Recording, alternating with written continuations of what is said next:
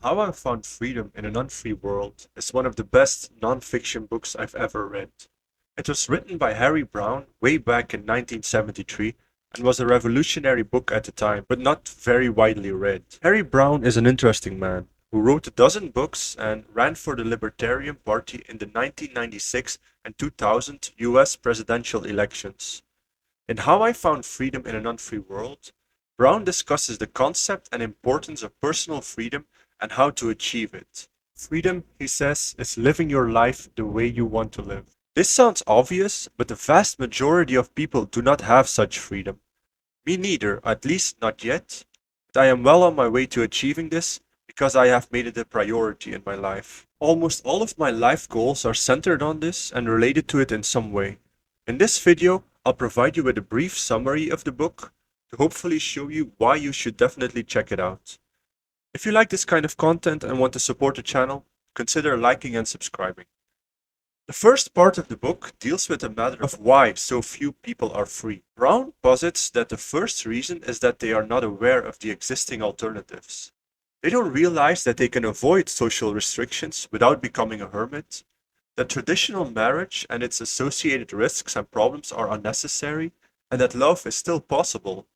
They don't see how they can become successful without having a traditional job, or how they can avoid paying taxes without going to jail. And the second reason is that they have accepted social norms as being evident. Norms that are not based on facts, but on externally imposed values and restrictions. For example, you must not be selfish, you must do your best to make the world a better place, marriage requires sacrifice and compromise, or what you want is immoral. In this book, Browne not only shows how empty such concepts are, but also how you can live your life the way you want to live. The main premise of the book is that we live in an unfree world. This is due to things we falsely assume to be true and the circumstances in which we place ourselves, voluntary, involuntarily, consciously, and unconsciously. Browne mainly focuses on the psychological changes you need to make, as well as lifestyle changes. How I Found Freedom in an Unfree World is divided into three main parts: why you are not free, how to become free, and a new life. There are two big reasons why you are not free, according to this book. You are either simply unaware of the many alternatives, or you have accepted certain restrictions on your freedom and take them for granted. Gaining more personal freedom is therefore a simple matter of becoming aware of your options and removing the restrictions. In the first 15 chapters, Browne lays out a lot of traps, reasons why people aren't free. Identity traps, the belief that you have to be someone other than yourself, and the belief that others do or see things as you would do or see them. You cannot control or direct the nature of others, you can only control how you deal with it. Intellectual trap. You are in an intellectual trap if you use your common sense to determine your emotions and how you should feel. You think your emotions should fit some preconceived standard, not just who you are. Emotional trap. This describes the belief that you can make important decisions when you are emotional, such as getting married when you're in love, or other spontaneous decisions that can have far reaching consequences. You are in the emotional trap of letting your emotions dictate your decisions. Morality trap. Thinking you have to conform to someone else's moral code or that of society in general. Unselfishness trap. The belief that you must put the happiness of others before your own. Your personal happiness is the most important thing in your life. Group trap. Believing that you can achieve more by sharing with others and involving them in your decisions and projects and the like, as opposed to just doing everything yourself. Government traps. Thinking that government performs socially useful functions that deserve your support, that you have a duty to follow laws, that you can rely on government to make some desired change, and fear that a government is so powerful that they can prevent you from being free. Despair trap, the premise that others can prevent you from being free. Rights trap, believing that your rights give you freedom and that they will get you what you want. Only the self interests of people can be used to get what you want. Utopia trap, thinking you must first create a better society before you can be free. Rest assured that you cannot determine the fate of a country. All you can do is make sure you are not negatively affected by it, something I've been emphasizing on this channel and on my site for ages. Burning issue trap. Whenever you think there is a particular social cause that needs your help. Previous investment trap. The belief that you have to make today's decisions, taking into account the time, money, and effort you have previously spent in the past. Certainty trap. Basically, thinking you know everything and acting without considering the possibility that you are simply wrong. Box trap. Thinking that getting out of some unpleasant situation that restricts your freedom will cost you so much in any way that you would rather stay in your box. The latter in particular is a very interesting concept. A box is an unpleasant situation that restricts your freedom, but you are too afraid to escape from it. A bad relationship or marriage, a shitty job, living in a Western country, and so on. In many of those cases, you voluntarily stay in your box, fearing the cost of escaping it. But every day you stay in your box, you pay the price in terms of less freedom and happiness. And there is always a way out. You will always have to pay a price for it, be it psychological, social, physical, monetarily. It certainly won't be pleasant, but it beats the daily price of staying in your box. The faster you take the plunge, bite the bullet, the cheaper this will be. Personally, I've already escaped 3 boxes by working for myself, entering into a non monogamous relationship, and moving to the other side of the world. The next part shows how you can be free. Browne puts the blame entirely on yourself. It's your life and you have the power to make it what you want. If you want to be free, you must do it yourself. Take action, make positive decisions. Focus on what you can control, not what is beyond it. A positive decision is deciding between alternatives to maximize your happiness. A negative decision is deciding between alternatives to minimize your unhappiness. A free person spends most of his time making positive decisions.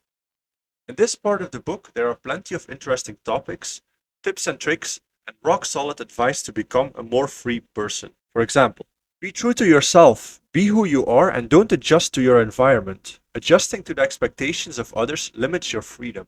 Who and how you are is how you will find others who are just like you and who accept you for who you are. If you pretend to be better or worse than you really are, you won't find those people who are actually cut out for you. Do you feel trapped by your parents, circle of friends, or relatives? Then it's up to you to do something about it and cut ties. Because I'm an uptight buster!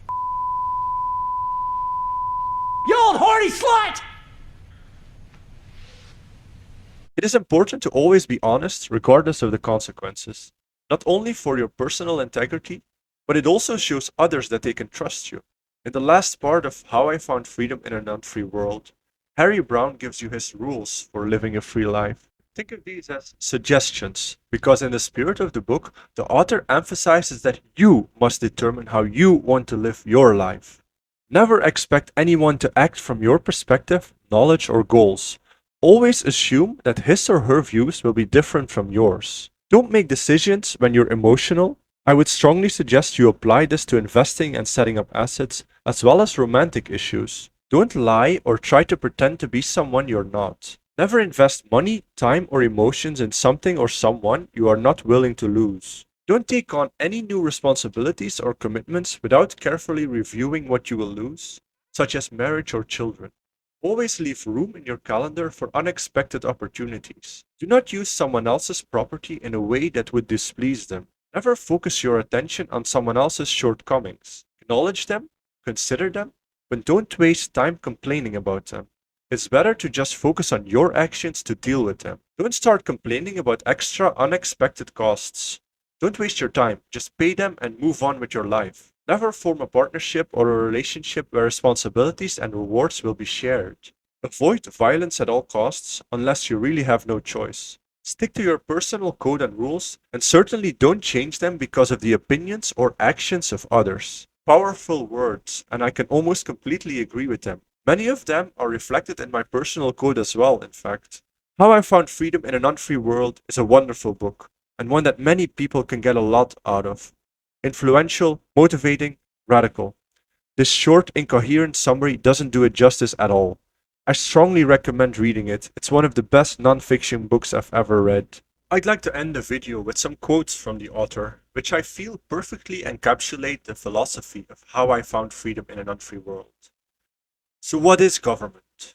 Very simply, it is an agency of coercion. Of course, there are other agencies of coercion, such as the mafia. So to be more precise, Government is the agency of coercion that has flags in front of its offices. Left-wing politicians take away your liberty in the name of children and of fighting poverty, while right-wing politicians do it in the name of family values and fighting drugs. Either way, government gets bigger and you become less free. A great burden was lifted from my shoulders the day I realized that no one owes me anything. Whatever the issue, let freedom offer us 100 choices, instead of having government force one answer on everyone. No one ever died from smoking marijuana, but millions of people have died by believing politicians. Government cripples you, then hands you a crutch and says, "See, if it wasn't for us, you couldn't walk." You don't have to buy from anyone. You don't have to work at any particular job. You don't have to participate in any given relationship. You can choose.